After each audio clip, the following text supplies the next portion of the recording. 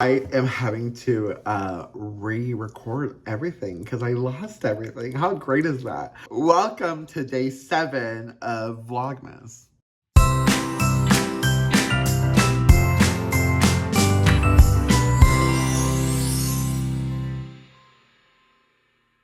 Hello everyone, my name is Alex Bops, and I just recorded a whole Q&A that definitely got deleted, but you know, it's okay because I lost memory. I have no more storage. You know, it's too much Vlogmas for me. I am going to do a Q&A today. Okay, y'all, so let's go ahead and get right into the Q&A.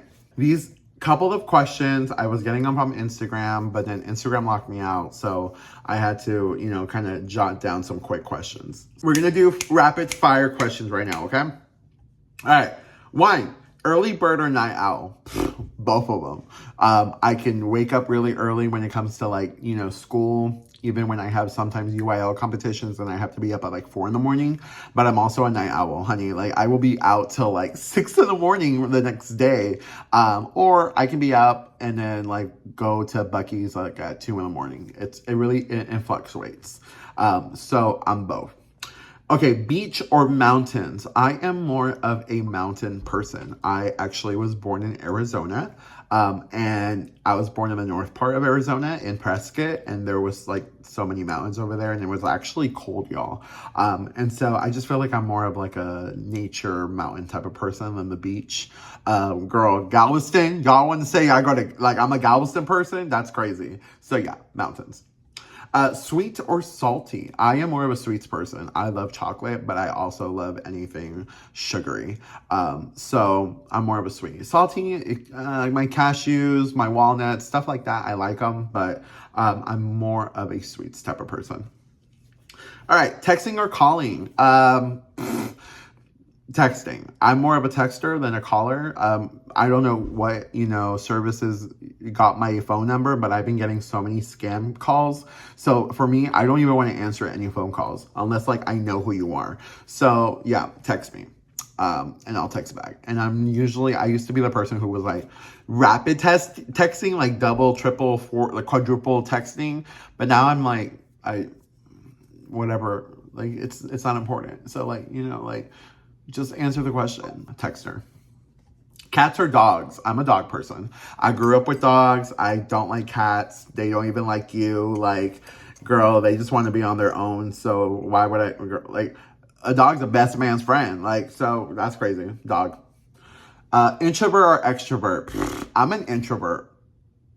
I hate talking to people. Like, I would rather do stuff by myself. Like, if I have to go and like purposefully like introduce myself or talk to people, I won't do it. Like, so it's crazy because I'm an introverted, introverted person. So it really depends on the situation. But I would say I'm more introvert. Favorite season? Season 6 of RuPaul's Drag Race. When it comes to weather, I am more of a winter girly. I love the cold. Summer, too hot. I mean, I don't mind it nowadays. Like, now that I can like go to the river, I can go out. But more when it comes to like personal preference, winter. Okay.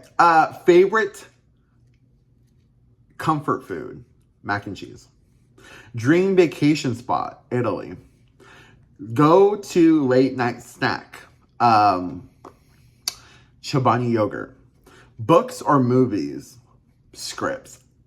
Would you rather fly or be invisible? I would rather read your mind. I want to know what you're thinking. Okay, biggest fear right now, losing money. Actually, my biggest fear is not having transportation. That's actually my biggest fear.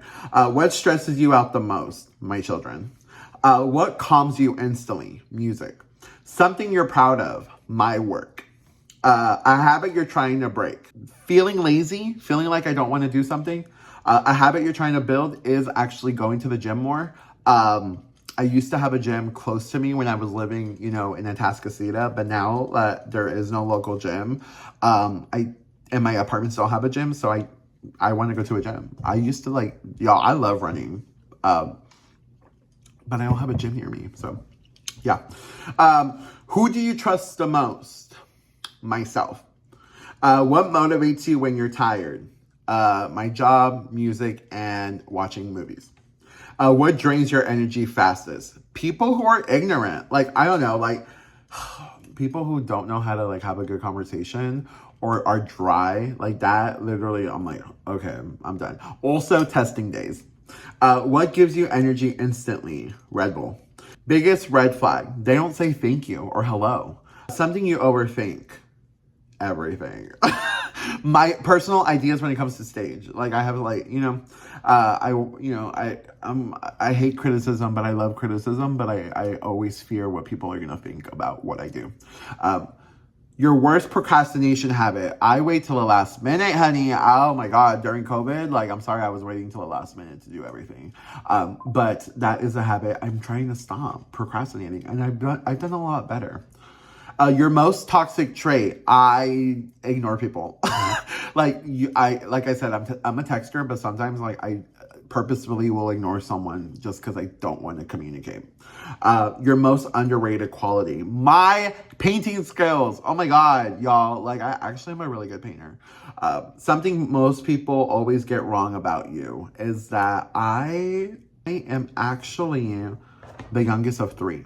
I'm not an only child, y'all. Although I give only child syndrome. But yeah, I'm actually a sibling. A compliment you'll never forget. My smile! I just feel like I always get complimented for my smile. Also, like, someone said, like, I have a symmetrical face, so. Now I'm going to answer some more in-depth personal questions. A little bit about me, a little bit about my work, a little bit about YouTube, and also just some wild card, fun, kind of questions. So, first one is, what's something that people assume about you that's totally wrong? People might assume that I'm a big, like, extrovert, or, like, I'm such a big nerd, but y'all, I'm not. I don't know. I used to play video games, but it was Black Ops, or, like, Pokemon Go. But I feel like people assume that I, like, play video games all the time, or that I am such a big nerd. And I really am not, y'all. I just like to listen to music and like act and paint. That's pretty much it. What was a moment that quietly changed your life? For me, it was UIL. Like watching shows like inspired me so much to want to like do that as well. Like those directors, do so much. And I was like, I want to have like a program to myself. I want to have like the successes of like advancing. And it's such a like tight, like group bonding moment that I've always wanted it. I think a lot of it stems from me growing up lonely, growing up by myself, because my brother and my sister are way older than me. And so I feel like I've never had a sense of community because I also like moved a lot. So like I was stagnant for like a couple of years growing up, and I had friends, and then we would move, and then I was away from those friends, and it was hard to like place myself in a friend group when people are so well established. So I think, seeing UIL allowed me to really like grow more about myself and be more extroverted and have that sense of community, and starting a family like within my own, school. So yeah. Next question. What's the best advice you ignored at first? So as cliche and corny as it is, but it really was be true to yourself. Like just be yourself. I feel like actors and theater people, we have so much imposter syndrome because we're always like thinking about like the role we're trying to fit in or like the role that we're casted for. And so growing up, I always thought like if I wanted to be part of the popular kids, I had to act a certain way. If I wanted, to be, a certain, perceived a certain way, I would act a certain way. So at first I really did not take the advice of just be yourself, that will gravitate people towards you. I always wanted to like fit into the criteria that I thought people wanted me to fit. But growing up after college, once I got my job here at where I currently am, I've been here for 5 years. I realized that truly you do not need to care what other people think unless like they're giving you a paycheck. But just be yourself. If the people who gravitate towards you, then that's like a sign, like, like they're meant to be, connected with you in some form or shape or fashion. And if they don't gravitate to you, then that's okay. You don't have to be liked by everyone. But But I remember I used to always like be worried about how I talked, worried about how I dressed. And now mama's too old for all that. I do not care. I just want to get to lunch so I can eat. So I really, and after really taking shape of who I am internally and exploring that externally, I think I have met a lot of cool people. And I don't think I would have met them if I was still in the internal shell of myself. So yeah, please always be yourself, be true to yourself. And I think you will go a long way, because I feel like I have. Okay, next kind of questions are creative and passion driven. Where do your ideas come from? And for me, they come from my brain. They come from my crazy brain up in here. I have so many ideas, y'all. Like I can like, you can give me a topic and I will like start, storyboarding like different things about it.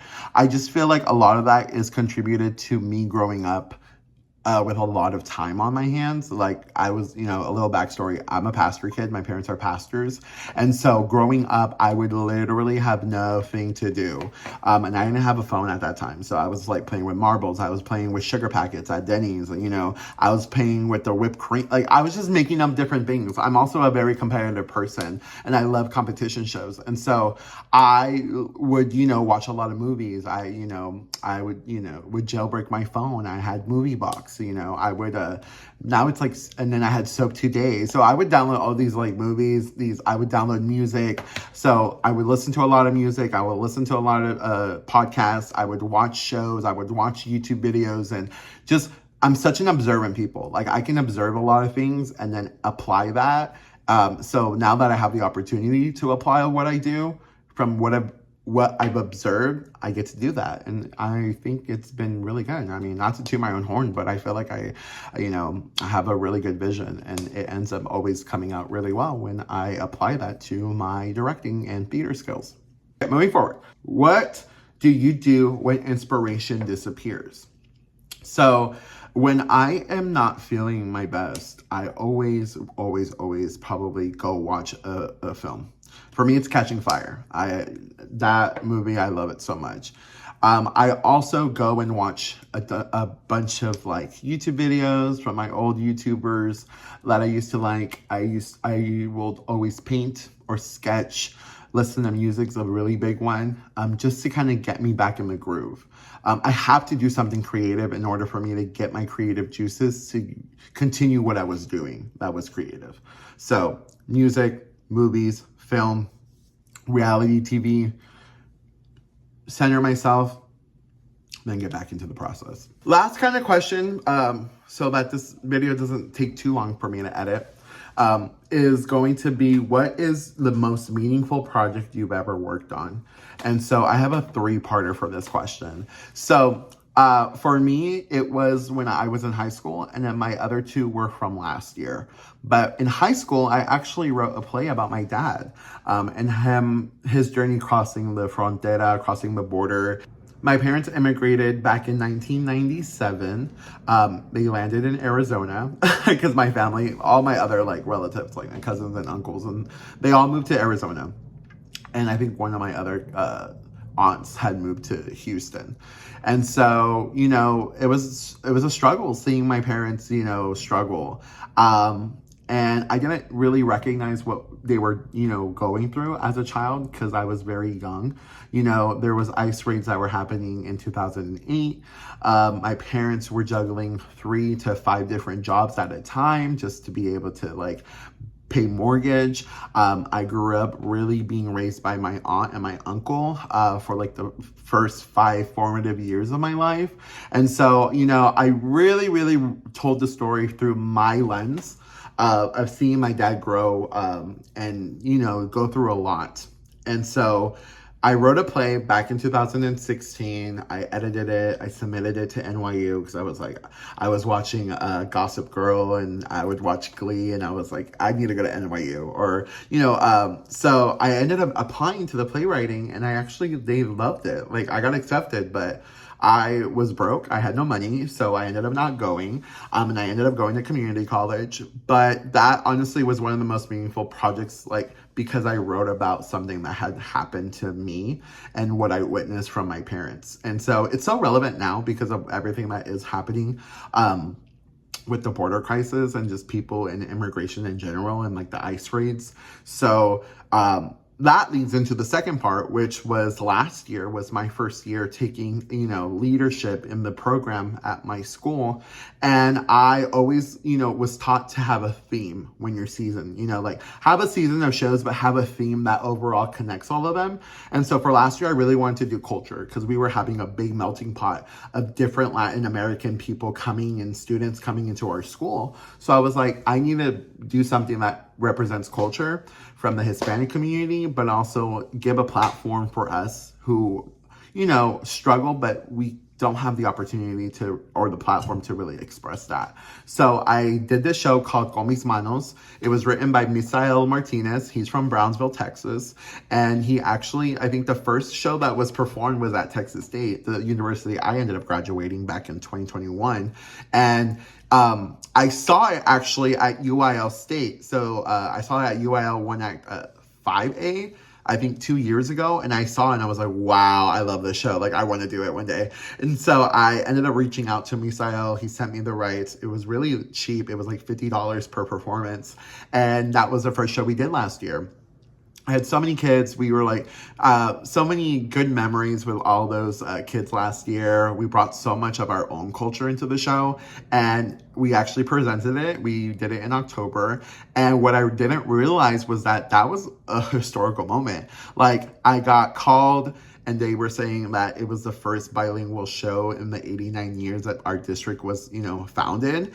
And we got invited to do a State of the District address. One of my girls, she was a speaker. She spoke about her tribulations and her successes and her life. And so I didn't realize that it meant so much. For me, it was a love letter to my dad, to all the hardworking men. A little backstory about the show was that it's about this family in Brownsville. And there's this man, Esteban, and he has his wife, Josefina, and their 2 children.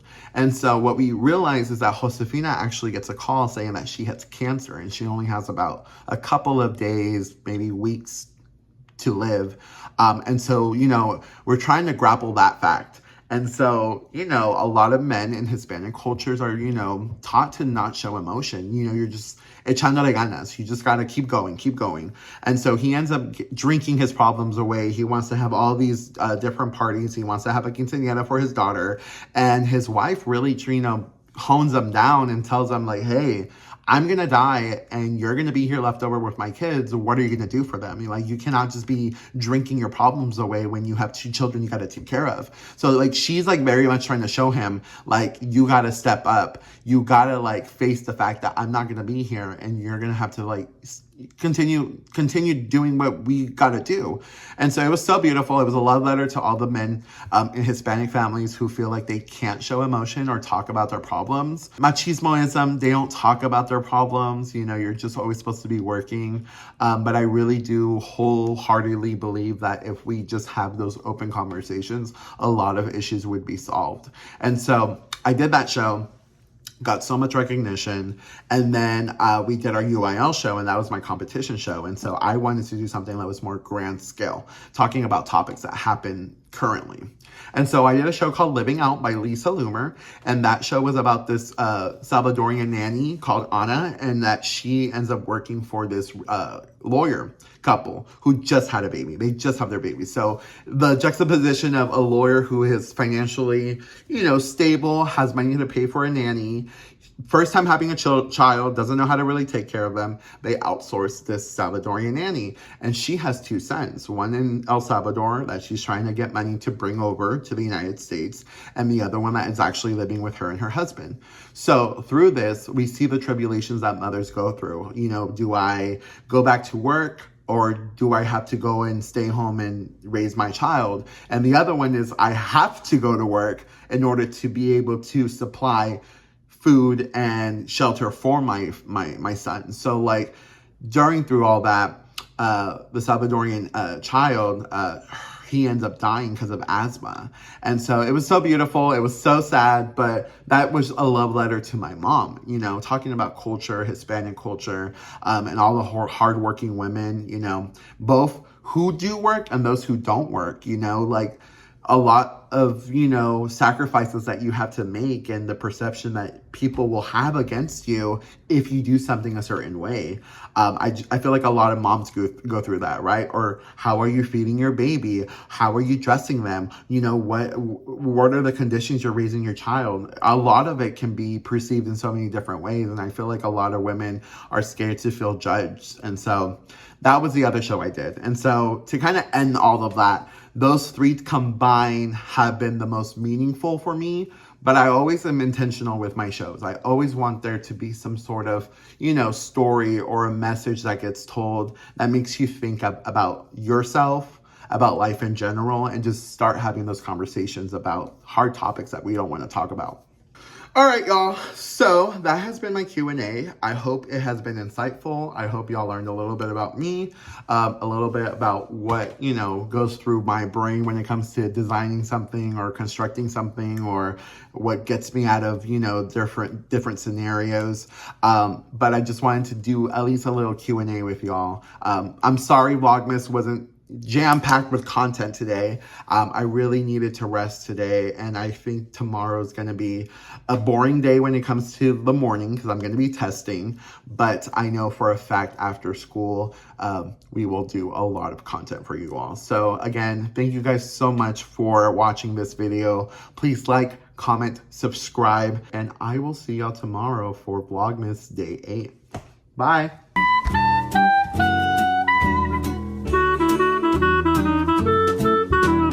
Dashing through the snow in a one-horse open sleigh.